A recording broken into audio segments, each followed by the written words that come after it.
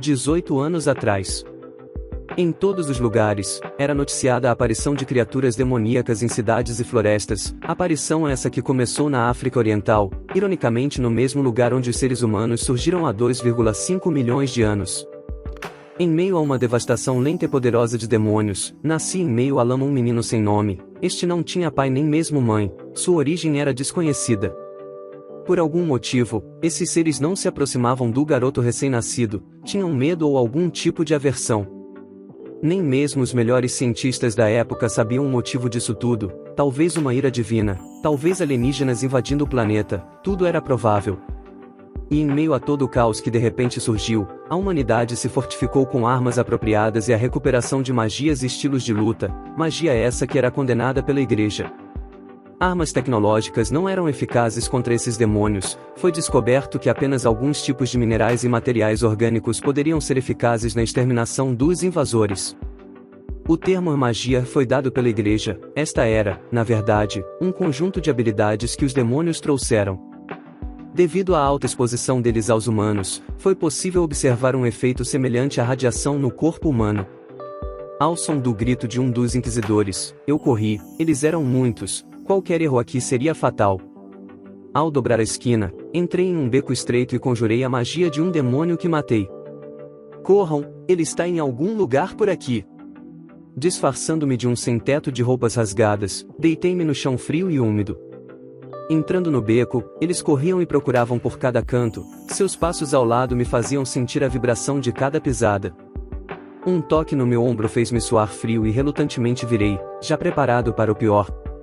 Me deparei com um homem aparentemente novo usando óculos finos e quadrados, seus cabelos pretos eram curtos e ele segurava uma espada em sua mão esquerda. Olá, desculpe interromper, você por acaso viu alguém passar correndo por aqui? Era um homem de cabelos brancos e longo? Sim, exatamente, ele era um pouco alto também. Eu vi alguém parecido escalando essas paredes ao redor, acredito que ele foi para lá, apontei para o leste, pelo teto desses estabelecimentos. Obrigado, senhor. Será de grande ajuda. Correndo atrás do suposto eu, finalmente se afastaram, para bem longe de mim. Desfiz a magia e voltei a caminhar. Teria em alguns dias o teste para Cavaleiro Real do Estado, estes teriam autorização da Igreja e do próprio presidente para a utilização de magia. A lei que rege a sua utilização, ou melhor, a falta dela, se aplicava apenas a cidadãos comuns e pessoas sem vínculo com religião ou Estado. Não era novidade que tentavam concentrar o poder apenas em suas próprias mãos. A Inquisição exercia uma função parecida com a polícia antes do surto demoníaco, usava da magia e força para punir aqueles que descumpriam a lei, mas tudo em nome da religião. O sol já estava prestes a se pôr. Chegando em casa, abro a porta e encontro a senhora Bela sentada no sofá da sala e fazendo tricô. Esta era a pessoa que cuidou de mim desde o surto e que considerava como uma mãe. Seu marido foi morto por demônio e, desde então, vinha tomando conta de mim, considerando-me como seu filho. A única pessoa que eu tinha algum contato era ela, nunca fui para a escola ou algo do tipo, todo ensinamento veio a partir dela. Fui encontrado desacordado e extremamente magro em um poço de lama endurecida a algumas horas de caminhada de casa e desde então nenhum outro demônio ousou chegar perto daqui. Sentei-me ao seu lado no sofá, o ar frio que entrou pela porta fora todo esquentado novamente pelo aquecedor. O fato de eu decidir fazer o teste de Cavaleiro Real abalou um pouco ela.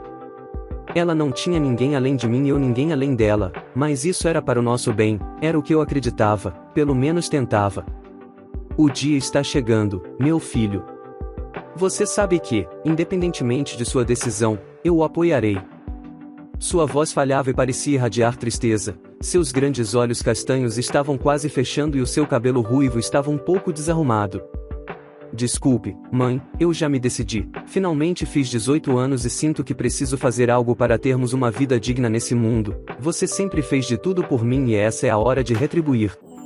Você não precisa retribuir, me prometa Dante, apenas me prometa que você voltará vivo. Eu queria poder prometer isso, mas sinceramente nem eu mesmo sabia o que me esperava naquele lugar. Prometo mãe, eu voltarei, menti, falar isso doeu no fundo da minha alma, mas precisava confortá-la de alguma forma. Obrigada, disse enquanto fechava o olho se rendendo ao sono. Levantei-me do sofá tentando não fazer barulho e fui em direção à cozinha comer alguma coisa. Antes de me jogar de cansaço na cama, fui averiguar alguns itens antes da viagem. Na realidade, não era muita coisa. Eu levaria uma espada velha que roubei de um cadáver na cidade e alguns alimentos que se conservariam durante toda a ida. O resto, como roupas, água e acessórios, poderia ser suprido com magia.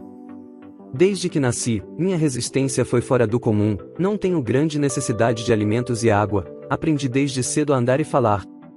Minha vida sempre foi, e segue sendo, um grande mistério, desde o nascimento até a facilidade mágica.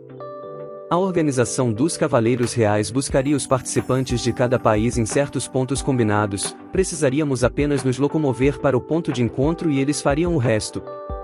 Até onde eu sabia, era um tipo de avião tecnológico que nos levaria, cerca de 25 deles por todo o mundo.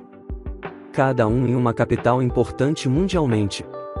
Amanhecendo, vesti-me com uma espécie de sobretudo preto que chegava até a articulação do joelho, era de certa forma rasgado em alguns pedaços na base, botas bem escuras que chegavam ao início da minha panturrilha, por dentro tinha uma calça de lã cinza escuro. Nas partes superiores, usava uma luva que chegava próxima ao cotovelo, um tecido branco sujo que cobria todo o pescoço e, por fim, um cinturão que prendia a espada. Todo esse estilo de roupa de alguma forma realçava minha cor de pele clara e meu cabelo branco acinzentado que agora cobria minha testa, chegando ao meu olho. Foi noticiado no jornal local que o ponto de encontro onde os participantes deveriam ir, a princípio, seria em uma grande praça em uma cidade vizinha à minha, em Paris. Era cerca de 2 dias de caminhada ou metade do tempo a cavalo. Me pergunto por que logo em uma grande praça, eles queriam demonstrar poder? A organização era muitas vezes confusa. Eram 5h30 da manhã e minha mãe já estava acordada. Tome cuidado na floresta, filho. Pior que os animais só mesmo as pessoas, elas são as que você deve tomar cuidado. Não se preocupe, mãe, se a morte vir falar comigo, ignoro e não respondo, disse sorrindo tentando quebrar o clima, parece que não tinha funcionado. Além do mais, duvido encontrar alguém naquele lugar. Me despedi dela e, quando bateram 6 horas no relógio, comecei meu percurso para a cidade de Paris. Eu já tinha ido lá uma vez antes, então não precisaria de um mapa ou algo do tipo. Existiam 2 caminhos, o pela estrada comum e pela floresta, que diminuiria em 30% o caminho. Eu, obviamente, como um bom preguiçoso, vou pelo caminho mais curto. Ao adentrá-la senti meus pés pisarem em uma superfície lamacenta e gelada, o dia estava frio e eu senti o meu nariz doer a cada respiração, podia ouvir barulhos agudos de pássaros típicos da mata cantando. De dia, a floresta tinha um tom verde claro proveniente das árvores retorcidas e cheia de musgo, semelhante a um pântano. Os animais na maioria das vezes não simbolizavam um real perigo para mim. A noite tem uma paleta de cores azul e vermelha, azul pela escuridão da noite, vermelho pela iluminação dos pequenos insetos luminosos que voavam por aí. Andar sozinho no meio da floresta fria e agonizante me fazia refletir, sempre costumo pensar um pouco sobre como vim parar aqui e qual a minha verdadeira origem, isso era algo que teria que descobrir sozinho. Caminhando por algumas horas minhas pernas já começavam a apresentar sinal de cansaço, o dia estava escurecendo e estava na hora de procurar um lugar para dormir. Ao chegar à noite, com alguma dificuldade por ser uma floresta úmida, juntei alguns galhos secos, com o próprio fogo mágico que conjurei, fiz uma fogueira. Normalmente, eu teria cuidado com pessoas na utilização de magia, mas como estava no meio de uma floresta solitária, nem me importei muito. Interrompendo o canto dos pássaros noturnos, ouço um som ao longe de folhas pisadas. A princípio imaginei ser apenas algum tipo de animal de grande porte se locomovendo, mas começou a ficar estranho a partir do momento que ouvi não apenas um, e sim passos variados de mais de um ser. Em uma expressão cautelosa, talvez desnecessária, apaguei a fogueira e subi em uma das árvores próximas e esperei até que os passos ficassem cada vez mais próximos. Chegou um momento em que era visível uma carroça movida por uma espécie de cavalo em miniatura.